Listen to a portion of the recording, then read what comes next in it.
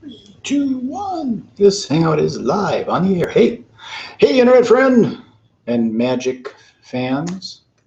This is the second week of this webinar on booking corporate clients and association conventions. So as you can see, we have our Christmas tree in. It's going to be decorated sometime soon, and that's it. You can't see it because behind my fake microphone here. So I'm just going to get right into it. Last week I talked about a lot of the acronyms and different associations and things of that sort that you can join and become members of and network with. Some of the people that are your supplier colleagues, like caterers and event planners and hospitality type people, or like suppliers, staging, lighting, things of that sort that could be venues. So today what I'm going to talk about is, let me bring up my notes here. We're going to talk about joint ventures with suppliers like hotels and wedding tastings, event marketing, doing free shows and still getting paid, and trade shows and conventions. So what I'm going to do is I'm going to bring up my screen share thing here on Webinars on Air Google Hangouts. I'll let you take a peek at my screen. Here goes the share. And it says present to everyone. So there, now you should be seeing my screen and it should say strategies. So week 2 strategies. Joint ventures with suppliers. What this is working with suppliers like the hotels, caterers, do wedding tastings and things of that sort, where they bring their prospective brides and grooms in to do tastings. Hotels oftentimes have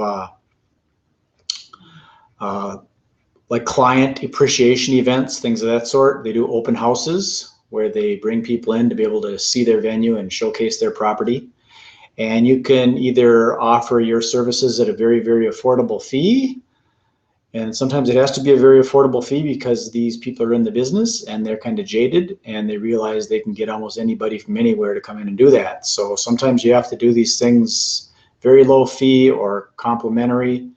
And there's ways of increasing your value so that you don't have to just be another doing more free shows. So that's the joint ventures with suppliers. You can also get creative too. Like I did a thing at one time with the Featherlight Exhibits and my friend Ron Eccles. He does trade show exhibiting seminars, and I was targeting trade show exhibitors, and we did an open house event. And it was for their clients and prospects. So Ron did some training on trade show exhibiting, and I did some magic there, and I actually helped them pull together the event, and they were showcasing one of their displays that was a large format graphic display, and they provided all the foods and all the wonderful things and entertainment, and that way the exhibitors, exhibit managers, they came right to this event, and I was able to connect with the exhibit managers. Same kind of thing can be done with hotels. Hotels are doing showcasing their properties. And they do open houses. There's a group called Meeting Quest, and it's probably meetingquest.com, and they go into some of the major cities and they showcase some of the hotels and properties, and sometimes you can get in on them and have the opportunity to walk around and do some performing and hand out your cards and things of that sort. So that's also the term for that is also event marketing. It's a live event and you're doing marketing at it. But I've got some things here that I did. Years ago, back in 1990, I created a trade show for event planners. So it was a real sweet deal. It was called the Event Planners and Suppliers Expo. Way back then it was called the Great Minnesota Event Show. And it was a trade show for event planners to come and find all their resources like caterers, balloon decorators, staging, lighting, limousine services, face painters, petting zoos, anything they might need for an event was at this event. And I produced this event myself. And this event actually brought in revenue for me. Plus, the people that came there filled out forms, and that built my list. And I was able to, of course, have prominent placement of my magical entertainment. I had my own booth and things of that sort. So I got a lot of good leads out of that. Plus I made very good money out of producing the event. It's a lot of work, but you actually can get paid for promoting, which is pretty cool. Another thing I did is I was part owner of the Funny Bone Comedy Club in Minneapolis. And we had slow days, of course, during the week, like Wednesdays, where we give a lot of free tickets away. So I had complimentary passes. And up above the Funny Bone Comedy Club was a place called Williams Uptown Peanut Bar. And they had a big buffet that they would put out, a complimentary buffet, because they just wanted to get people to come in and drink cocktails. So they gave away this free food to get people to come in. So what I did was sort of a guerrilla marketing tactic. Is I went in there and I did a promotion with Williams and with the Funny Bone, and I mailed it out to my prospects and my clients, a complimentary hors d'oeuvres before a free show, a comedy show at the Funny Bone. So they came there at around 6, 7 o'clock and had cocktails, and then the show started at like 8 o'clock or something like that. So they sat upstairs, did some networking, and I got all the praise. It looked like I provided all this food, but it was actually Williams Uptown that was providing the food. Williams Uptown Bar was happy because I brought a whole bunch of people into their venue to buy drinks. They got free food, so they were happy. Then they got a free comedy show, and the Funny Bone was happy because I brought some people in there that bought more drinks. And of course, that was good PR for myself because I provided this wonderful evening of entertainment to them absolutely free. So that was good for my company at that time. It was called Magical Productions. Next, I want to talk a little bit about doing free shows and still getting paid. And I put paid in quotes because you might not get paid money, but you can get paid exposure. So instead of just doing a free show, oftentimes you'll get people say, it's for a good cause, or, you know, we don't have much of a budget, but you can hand out your cards and all that. So I always went one step above handing out my cards, and I asked them to like create some gift bags or something that was supposedly presented by me. They were probably doing gift bags anyways, but by putting a little sticker on the bag or whatever that compliments of Magical Productions or Magic Brad, it creates the illusion, if you will, that it was donated by you. That way it doesn't cost them much of nothing just to put a little tag on there saying that it was donated by you, and you sort of still get paid. You don't get paid the money, but you get paid the recognition. And then people know that you're there and you get the exposure, and of course you've got your brochure or business cards or whatever in the goodie bag. So there's always a way of getting something instead of just doing a free show. Next, I want to talk a little bit about negotiating, and I learned this from Michael Amar. He's had an old cassette tape out of negotiating higher performance fees. And the basic essence of this is he used an analogy of an artist that sold his art on the streets of Paris. And when a person would look at the art, they'd say, well, how much is it? And he'd say, well, it's $500. And if they flinched and said, oh, that's too much, he would then add value and say, well, that includes the frame. And that would soften it up a little bit. And if they still flinched, he would say, well, that also includes, you know, shipping. I will package it up and I will ship it to your home.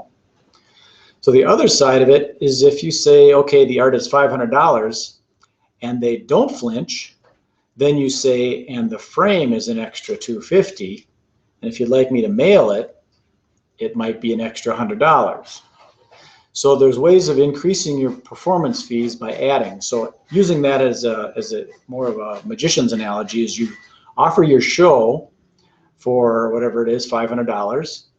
And if the client flinches, you say, I also provide my own sound system.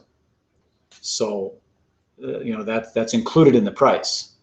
And if they're still flinching, you can say, well, I also bring in my own lighting, so you don't have to worry about that. And you can start adding value. You can maybe throw in an extra hour of strolling magic. That way you still get the gig. The client is happy because they think they got a good deal, and you're still working. Now, the other side of it is if they don't flinch, then you add that other stuff on, because if they don't have a stage, or if they don't have lighting, or if they don't have a sound system, they're probably going to need it. So when you say how much, they say how much is your show, and you say $500, and they don't flinch, you say, if you don't have a stage, I've got a stage and I can bring that in, and that's an extra $150. Or if you need lighting, or if you need sound equipment for the DJ or whatever, you can add the value of that.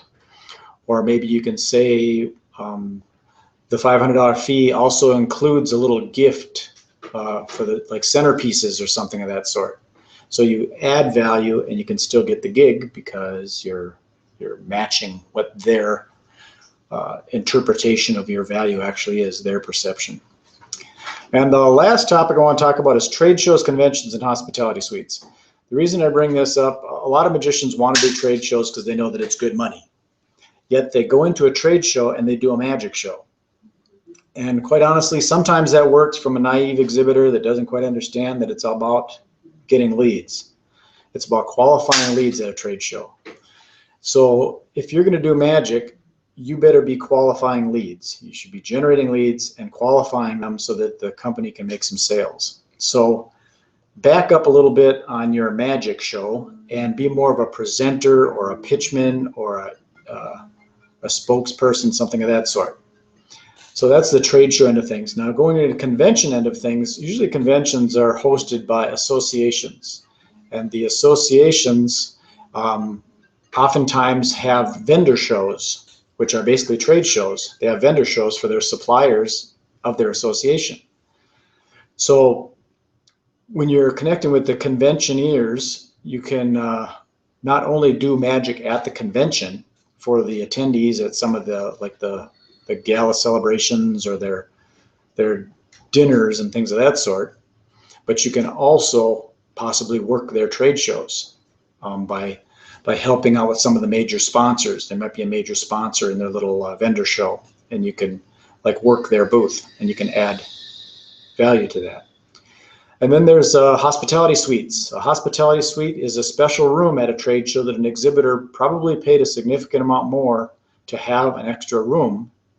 And then what they do is they bring their VIP clients into this hospitality suite, and you're expected to entertain them. And on this end, when it's a hospitality suite, you scale it back a little bit. Not so much pitching the business or promoting the company as you would just entertaining their guests. And you can, of course, put together some unique customized effects that maybe use their company logo or use some buzzwords and things of that sort, but it's not really a heavy sales type thing at a hospitality suite. So that's the essence of trade shows, conventions, hospitality suites. And next week, if I have some people that are participating, I'm going to do a little Q&A where we'll actually get somebody on the panel, and they can ask some questions and I'll answer them. So let me bring myself back here and say hello. Turn off the screen share. The screen share is stopped. And there I am. Hey, hello. And my microphone magically disappeared. So there's the Christmas tree, and there's the decorations, and that's going to be beautiful someday. Okie dokie. So hope you enjoyed what I just got done sharing, and if you want to know more, you can get a hold of me at magicbrad.com, or of course on Facebook. Just Google the keyword Magic Brad, all one word, and you can find me. So enjoy your day. Peace, love, and happiness. Signing off. Magic Brad. Bye.